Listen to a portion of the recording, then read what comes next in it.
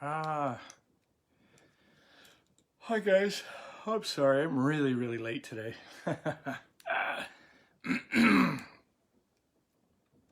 Sorry. Good morning, sunshine. I'm actually eating a cookie. Because it's that kind of day. Because that's what I'm doing now. Eating a cookie and having my coffee. And I don't even care.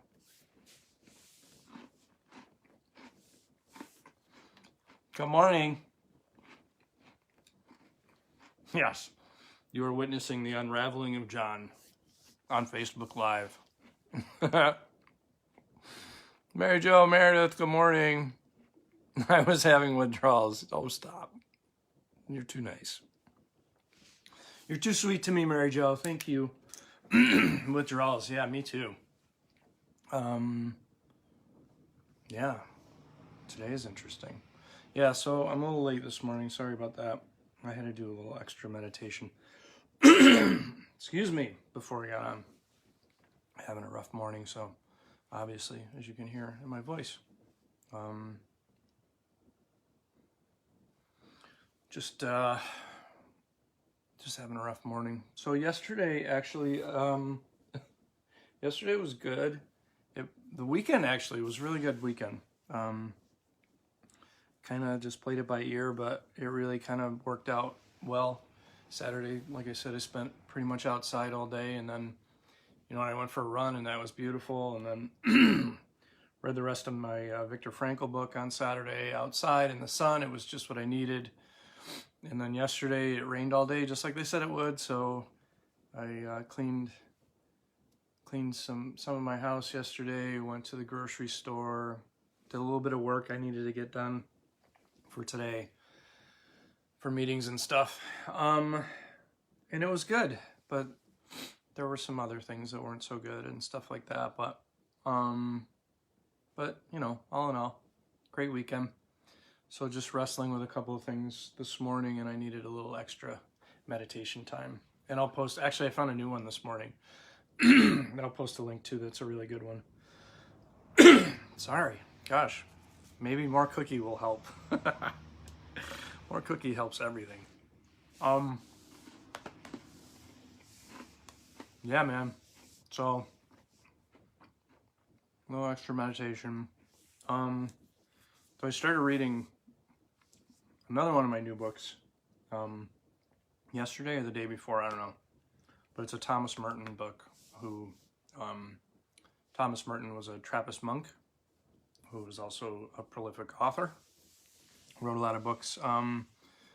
His story, so The Seven-Story Mountain was the first book that I read of his, and it's sort of an autobiographical accounting of his life. He was a Trappist monk, overall Christian, but with a lot of Buddhist philosophy. He read a lot. He may have even been what you would consider a practicing Buddhist at one point. But when he was younger, just completely off the rails, just not anything that you would ever think, oh yeah, this guy's going to be a monk. Just, I could really relate to his story. So I started reading some of his other books anyway. I digress. And the one that I'm reading right now is called New Seeds of Contemplation. So he would go into like reclusion, and he was a professor at one point down in Ithaca in one of the colleges. I may have been St. Bonaventure. I don't know if that's near Ithaca or is that Corning? I forget where it is. Anyway, may have been St. Bonaventure. I forget. But anyway, sorry. I don't have the best memory. But every once in a while he would go into, well, when he went to the monastery, obviously there was, they take a vow of silence and things like that. So he had a lot of contemplation time. So this book is called New Seeds of Contemplation, and it was just really interesting, the chapter that I read last night. I've sort of set expectation for myself to read at least like a chapter of it every day, or every night. And this one I read last night was really good because it I touched on some things that, I'm kind of wrestling with right now, and that is overall theme of judgment, right? And so both self-judgment and judgment of others, I find that, my some of the things that I wrestle with the most is when I feel judged, or I see other people being judged based on outward appearances, right? By people that don't really know, like the whole Viktor Frankel book that talks about the concentration camps and things like that. I mean, it's easy to look from an outward appearance and make judgments based on incomplete information. And I've always just felt like judgment is probably one of our least admirable qualities, human qualities, is our propensity to judge, right? We're always doing it. I mean, it's just human nature to judge and compare. And one of the worst things for that I've found is social media, Facebook in particular. And you'll see the judgments are just flying everywhere. And I got to be honest, I took a break from Facebook for all of January. I just deactivated my account. I said, this is what I'm doing for all of January. And I got to tell you, and I know that other people say this too, it was amazing. It was amazing not to have, I had really lost sight of how automatic it is when I've got a down minute to check on Facebook. Like, it's just it becomes an automatic reflex. And I learned through January how much more peaceful my inner dialogue is when I don't have that going on. So try as I might, I really, time and time again, set this boundary for myself where I won't go through the news feed. I just won't. I don't allow myself to do it. And time again, I find myself breaking that boundary, and I end up going through it, and I start to feel some kind of way, right? And that's judgment and comparison. And that was something that was gone through all of January. And to be honest with you, if we weren't going through this right now, I would have been deactivated again in a heartbeat, just because I really, really feel like my life is a lot better without it. My frame of mind, my, I don't know, whatever. So, but it's all about that judgment, right? And I think that, we're seeing it now more than ever. All the judgments going on over posts, over what this person's doing, that person's doing. I even feel, and I'm not pointing the finger outwardly, I'm even pointing it at myself, right? So I find myself making these judgments, and I don't like it. I don't like it at all, because so everything that I enjoy about the Buddhist principles, that I've at least in a very surface way scratched, is the practice of non-judgment, radical non-judgment, right? Not just of others, but of ourselves. Like, I'm my worst critic. I am the worst at beating myself up for things. And I wrote in my journal this morning about forgiveness, right? And I'm so good at forgiving other people. I will let people do whatever they're going to do. And I understand that, I don't put my faith necessarily in other human beings, because we are by nature flawed, right? People are going to let you down. So I don't hold people this unrealistic expectation that they're going to be perfect. So with that frame of reference, I can be very forgiving, because I understand, right? I can't judge. I've been there. I've done that. I can't judge your path. I can only, accept that, accept what's happened and move on and understand that everybody's got their story. So I can be very forgiving of others. I cannot, for the life of me, be very forgiving of myself. And that's something I really need to constantly work on consciously every single day, is be kinder to myself, right? Not beat myself up for the mistakes that I've made, for the, the things that I've said or not said, or the things that I've done or I'm going to do, right? I'm not done making mistakes, not by a long shot. I wish I could say I was, but apparently I'm not.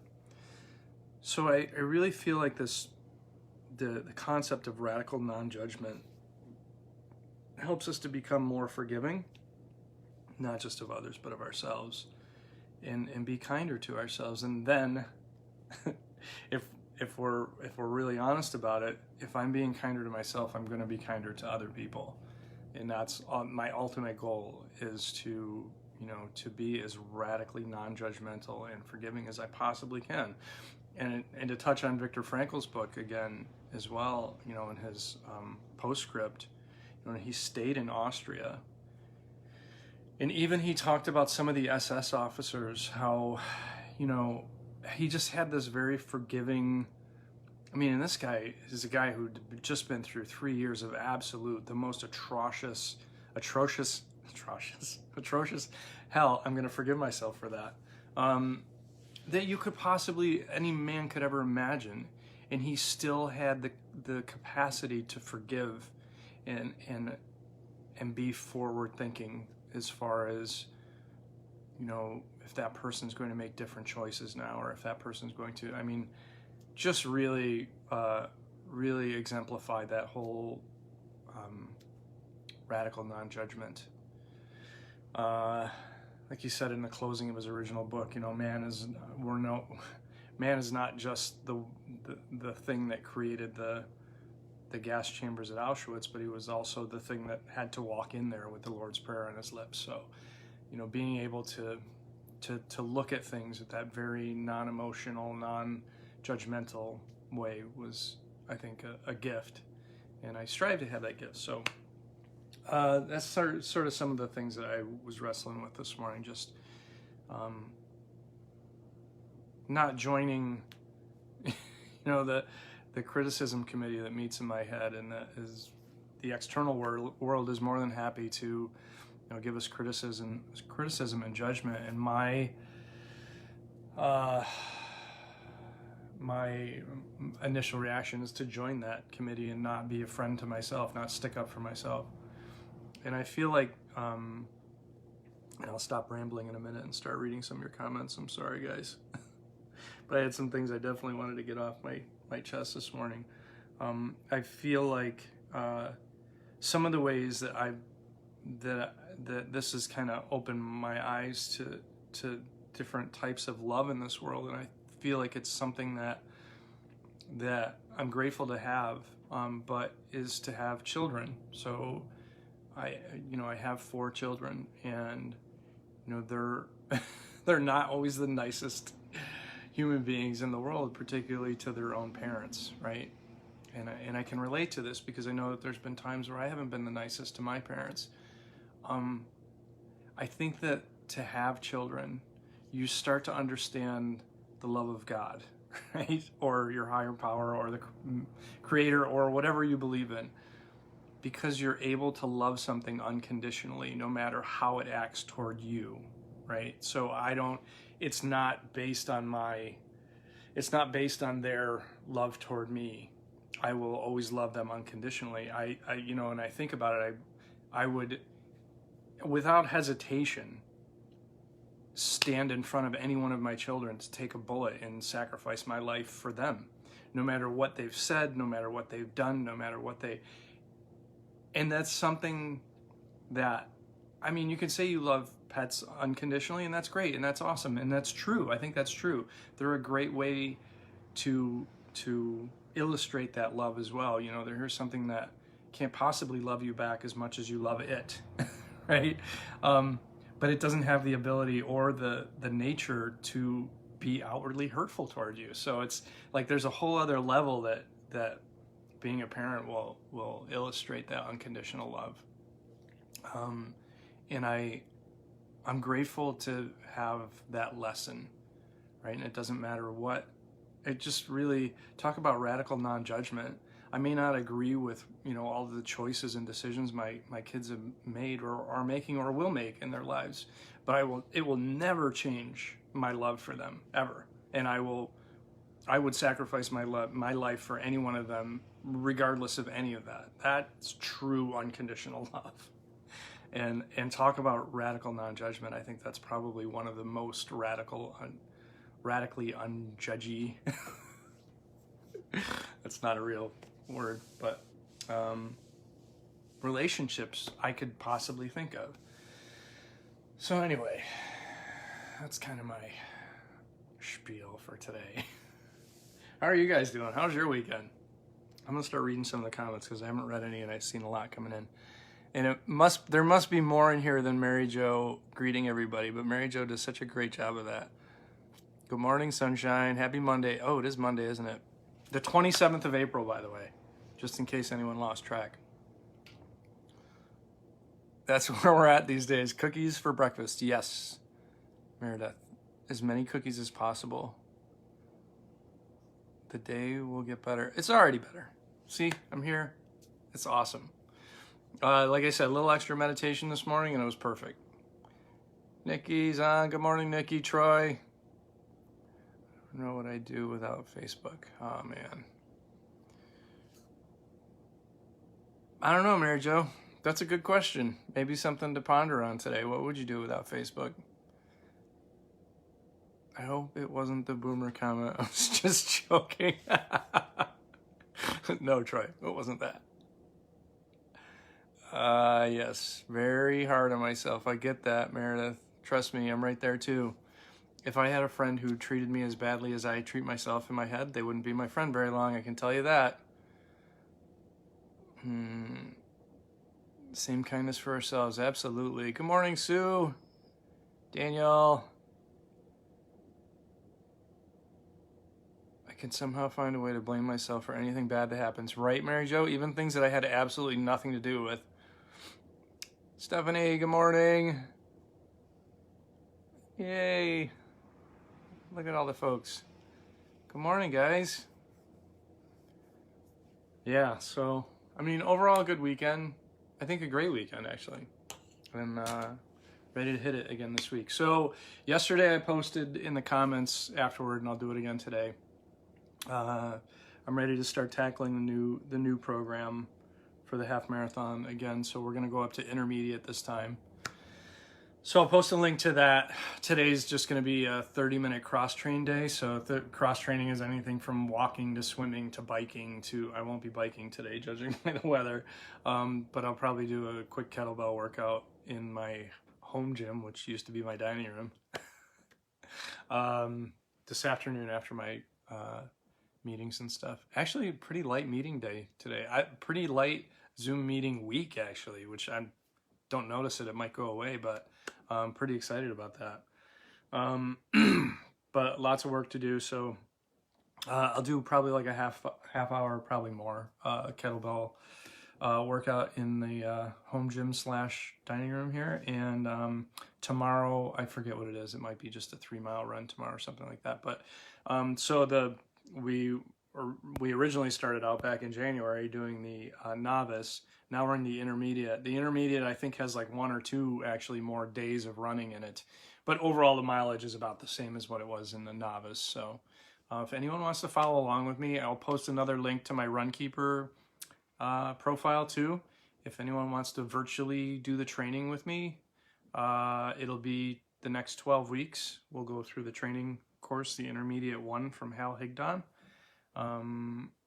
Great online training course for when I did my full marathon in 2010, I discovered him and his training programs and I started following them, and ever since then, every time I come back to running again from taking a break and want to do a race, I'll go through one of his programs. They're just really good. So I'll post that in my RunKeeper profile. And what else? I'll post my meditations, and as always, our links to additional recovery resources. So our peer line, which we have several peers available to anyone who's looking for additional recovery support, somebody to talk to. You know, if you're struggling at all, trust me, we get it. We're all in the same, well, maybe not the same boat, but similar boats. We're all in the same storm anyway. Links to virtual aid meetings, things like that. So I'll post all that too. And then keep watching. I think I see, who do I see on? Sorry, I gotta put my glasses on. Mo, good morning, Mo. I've got 20 more miles to hit by the end of the month. So 5 miles today. Awesome, Mo. That's great. Oh, and tomorrow, I haven't done it yet. Maybe I'll just do it now. No, I'm not gonna do it now. Last week's mileage winners. I'll see who it was. We'll see if Stephanie got week 3 in a row. She's won the last 2 the last 2 weeks, so we'll see if she makes it to 3 in the lead position of our mileage challenge. Oh, what happened to Mo? Had a great weekend, but went running last night and someone almost hit me with their car. Ugh. Yeah, that's one thing I don't like about road running, which is why I started trail running a few years ago. It's just, man, really tough. If I didn't live on country roads out here, I mean, it's bad enough as it is, but that's where, obviously, with trail running, you don't run into that. I've got, can't wait till ROCovery opens back up. I'm sick of cans and milk jugs. Yes, that's a real thing.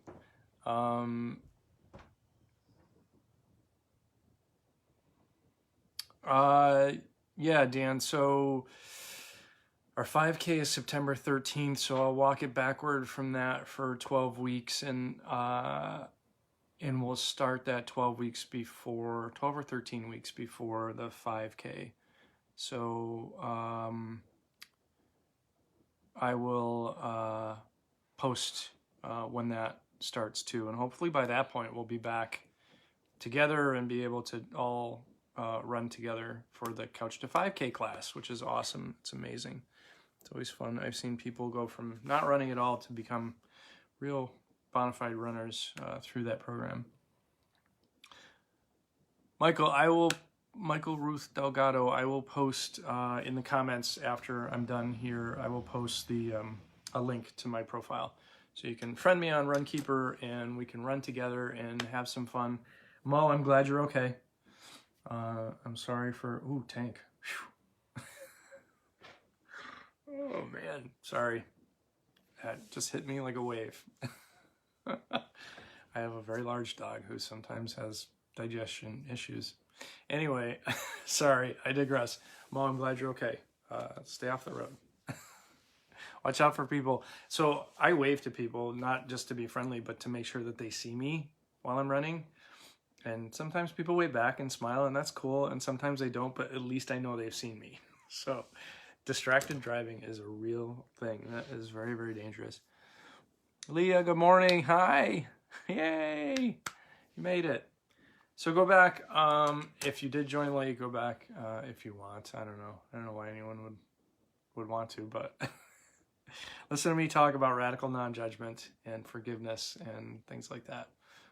And then join. We got a whole bunch of people on. So it's Monday today. Yay, Monday. Brian will be on. Brian Quinn at 11. Kirsten's on at noon. Chelsea's on at 2. Lisa's on at 3. Yana's on at 5:30. And I think that's going to be our schedule. And then quickly, don't scroll through the news feeds. Stay away from all that judgment and comparison. But yeah. Oh, so I cleaned my house yesterday. I wanted to talk about that too. I decided, hey, this is a good time to clean my refrigerator because it's almost empty because I had to go grocery shopping, right? Before I fill it back up again. I'm going to be really quick with this. I'll just clean out my refrigerator. OMG. Like the whole time allotment I had for cleaning yesterday was basically just cleaning out my refrigerator. It looks brand new. It looks amazing. But my gosh, it took me, I'm embarrassed to say how many hours. And I didn't even get to the freezer part. It was so dirty. I took all the shelves out. I took everything out and then just cleaned the whole thing. It was pretty therapeutic and it was amazing. But like, yeah. But don't listen to those voices sometimes. They have bad ideas. That was a prime example. So anyway, I'm going to go. Obviously, my extra meditation this morning helped me out a lot because I'm in a much better mood. So I'll post links to that again. And thanks for joining me, you guys. We'll see you again tomorrow at 7:30. And I'll be running right after tomorrow. So tomorrow's a run day. Yeah, I will see you then. Until then, be well. Love you guys. Thanks.